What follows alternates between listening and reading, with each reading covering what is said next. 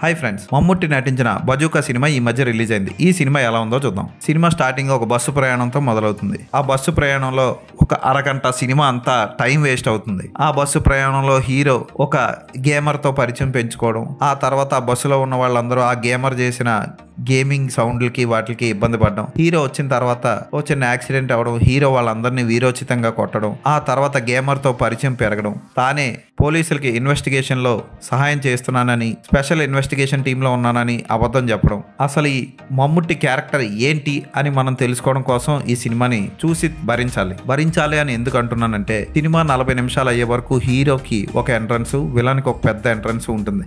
అంతే తప్ప పెద్దగా జరిగిందేమీ ఉండదు. ఓ పెయింటింగ్, దానికి మళ్ళీ ముత్యాలు లాంటివి అద్ది, ఆ ముత్యాలు పెద్ద డైమండ్స్ అన్నట్లు ఏవేవో జరుగుతూ ఉంటాయి కథలో. ఇక లాస్ట్ అరగంట అన్న అద్భుతంగా ఉంటుందా అంటే, అప్పటి వరకు మనం చూసిన సినిమా అంతా వేరు. పోకిరి లాంటి పెద్ద ట్విస్ట్ ఇచ్చి